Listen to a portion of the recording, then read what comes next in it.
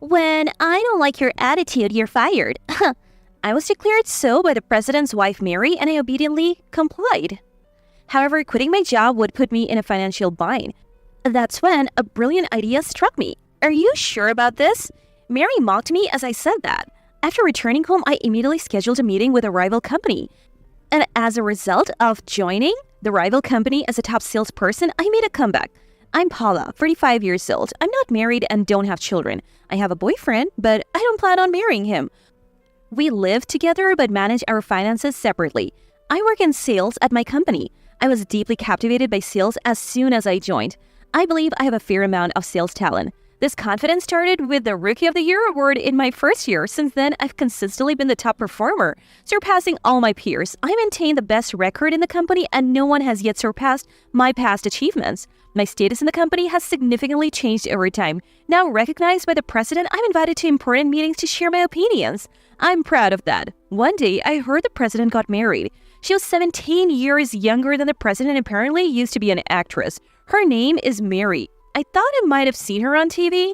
The president seemed completely smitten with Mary. I immediately conveyed my congratulations to him.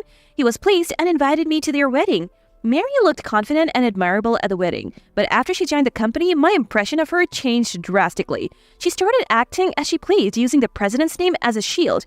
Mary joined the company last month. The president appointed me to mentor Mary in the techniques I knew.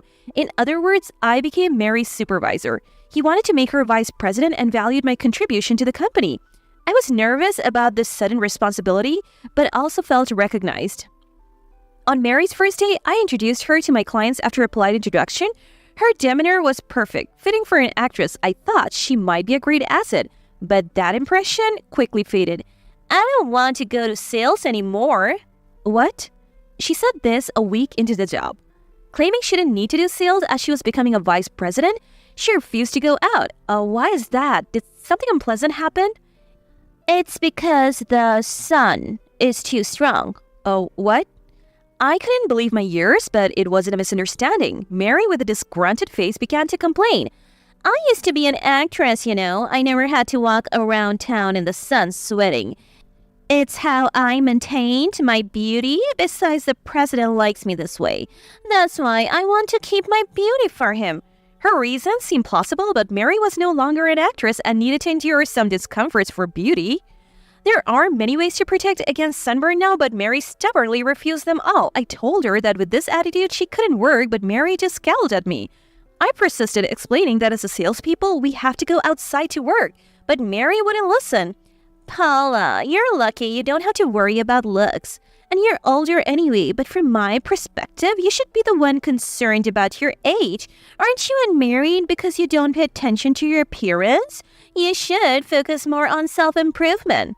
Then she gave such absurd advice and, with a deep sigh, said she envied my carefree attitude. I was irritated, but arguing over such trivialities was a waste of time. I couldn't ignore Mary, so reluctantly I left her with some simple office tasks and went out for sales alone. At that time, I just thought she was in a bad mood, but Mary's tyrannical behavior escalated from that day. Unknowingly, something shocking was about to happen to me. The next day, when I arrived at the office, the other employees seemed confused. Turns out Mary had suddenly proposed a new system. It involved conducting all businesses through her. Shocked, I asked what it meant, and Mary, looking smug, stared at me. I'm going to be vice president, so I thought it'd be good to understand all operations.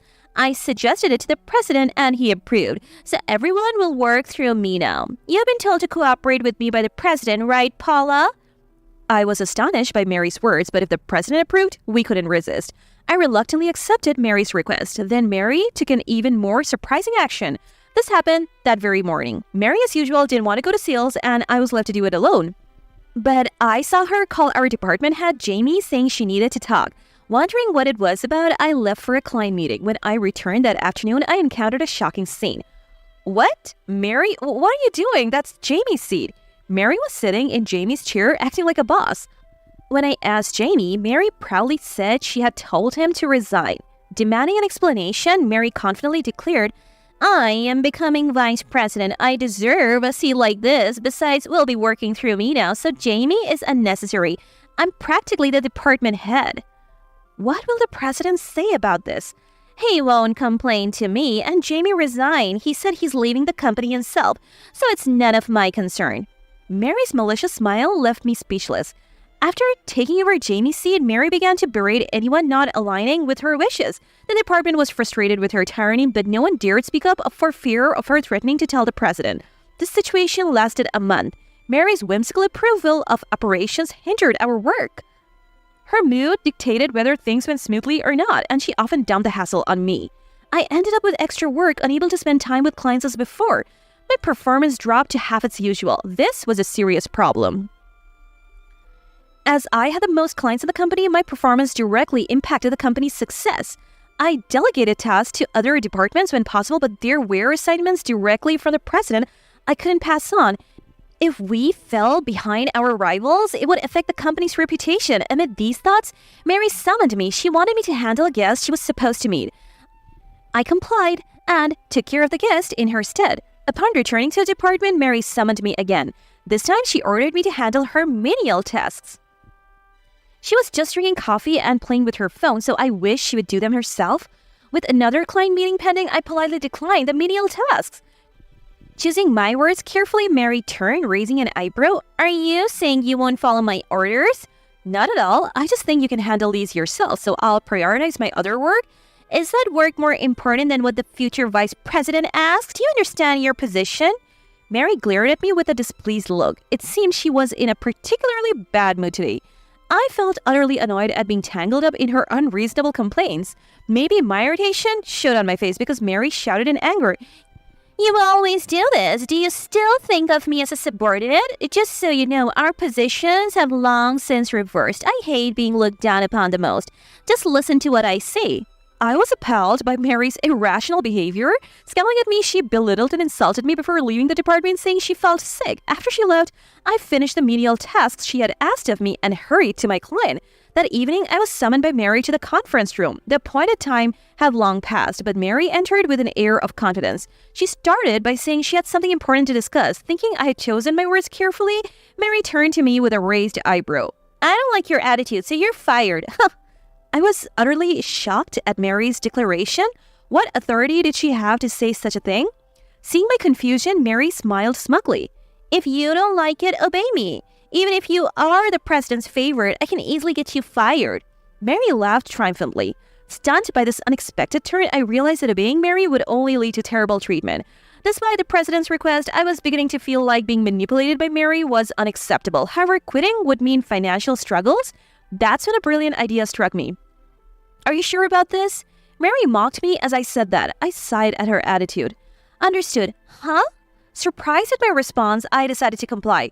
Are you really quitting? You said it, didn't you? But I said you could stay if you obeyed, right? You're firing me because you don't need me, right? Then I'll quit. Mary seemed utterly taken aback by my response, speechless. I told Mary I would clear my desk and left the conference room. Glancing back as I closed the door, I saw Mary standing there dumbfounded. When I started cleaning my desk, colleagues who had heard the rumors gathered around. Are you really quitting? What did Mary say to you? The department can't function without you, Paula. My colleagues expressed their regret at my departure, but having already declared my resignation, I couldn't stay. I quickly said my goodbyes, told them my work was ready for transition, and advised them to check my computer later. I promised to be available for consultation if they called and then left the company. On my way home, I called Jamie. After exchanging current information with Jamie, I immediately set up a meeting with a rival company upon reaching home. The next day, my new job was with a rival company of my former employer. Jamie, now my boss, and I were about to embark on many sales ventures together. The president of the rival company warmly welcomed us and even expressed his expectations. My boss seemed revitalized by returning to fieldwork. It feels like old times. I always admired you as a department head, Jamie. Hey, I'm not a department head anymore. Right. Sorry about that. As we exchanged light-hearted banter and approached the company's front desk, we noticed something amiss. Wondering what was happening, my surprise grew upon seeing the woman at the reception. What are you doing here, Mary? There you are, Paula. Come back to our company right now. I invited an agitated Mary to a guest room to calm her down, asking Jamie to join us despite the inconvenience. I asked Jamie to join me despite the inconvenience. Everything's a mess. Mary had been ranting like this since she started talking. Since she insisted I return to the company immediately, I asked Mary why, considering she had fired me. Then Mary shared what happened after yesterday. Minutes after I left the company, the president rushed into the department. Apparently, an HR employee had reported my departure. He was questioning and visibly upset with the other employees. Mary then explained the situation. I told her to quit because she always resisted me, and she quit just like that. She must be too proud and impatient. How can we improve efficiency with someone like that around? I made things clear, so don't worry. Mary seemed to think she did the right thing in firing me. She even believed that her personality traits would reveal to the president that he was being deceived. However, the president yelled at Mary. What have you done? Are you trying to ruin my company? Huh? Mary was shocked, having been yelled at for the first time. She had never been scolded before, no matter what she did. She confronted the president, suspecting him of infidelity. The president scolded Mary. He elaborated on how much I contributed to the company and declared he wouldn't let her be involved in business matters anymore for pushing out a valuable employee. Wait, aren't you going to make me vice president? Why would I make someone who doesn't listen to others and acts unilaterally on important matters a vice president? I was happy Mary took an interest in the company. I wanted her to learn skills from Paula, but why did she do this? The president was distressed, holding his head. He even heard that I joined a rival company and was despairing that his company would now fall behind significantly. Unaware of my vital role, Mary was held responsible for letting me go. Mary was furious, but the president's anger was even more intense. He apologized to all employees present, tears in his eyes. The employee said it's not the president's fault and blamed Mary. Still, the president felt responsible, saying it would be his fault if the company failed because Mary was his family. The situation was calmed by the president's secretary. The secretary hastily approached and managed to take the president away for the moment. Although the secretary reassured him that the company wouldn't collapse so easily, the president seemed anxious, worried that a rapid decline in performance would lead to a loss of trust and the company's inability to function. I did it for the best. Now he even said he'll divorce me. If you return to the company, I won't have to get divorced. So come back right now. Hearing this, I exchanged glances with Jamie, who was beside me. Then I denied her request, stating it was impossible. To Mary's howling question of why, I explained that we had our positions in this company to consider. Just because you have transferred, what position do you think you have? An ordinary employee acting all high and mighty? Just come back. Annoyed by Mary's words, we decided to enlighten her about our current positions. Unfortunately, I am now a division head at this company. My boss here, who was a department head at your place, is now an executive officer here. We're not in positions to be easily discarded. Hearing this, Mary gasped in disbelief, looking at us. What do you mean? How can you be in management positions just after transferring?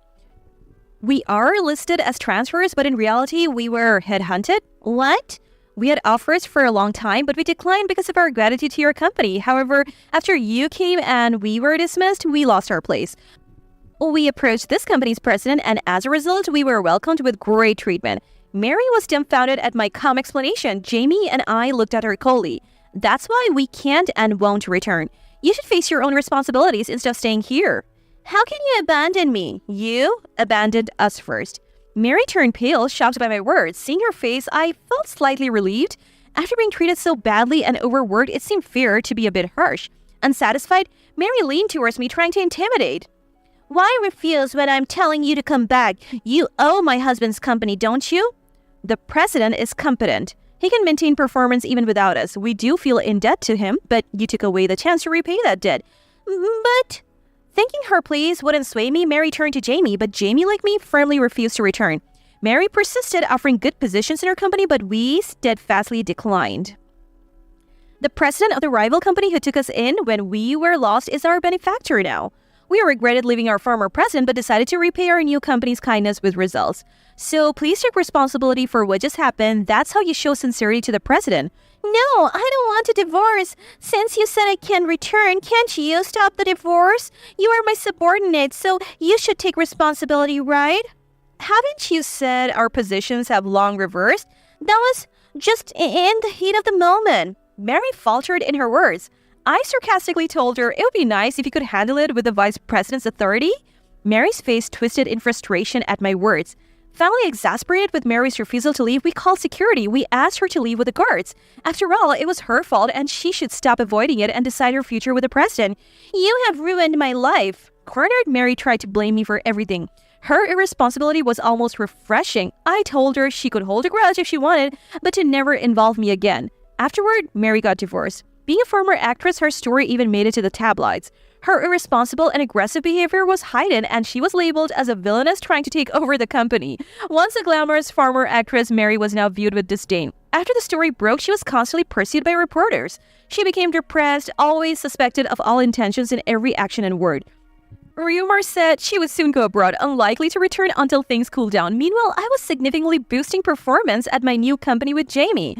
Our true skills shone in the field, not just because of our positions. I actually pursued sales opportunities while simultaneously developing a system to fulfill my role efficiently. As a result, the company's management improved and continued to ascend. The president was pleased, and I was satisfied with my new life stage. My former company, just as I believe, recovered from its temporary slump. Thanks to being seen as a victim, its performance improved remarkably. The president was truly capable. Now we are good rivals competing with each other.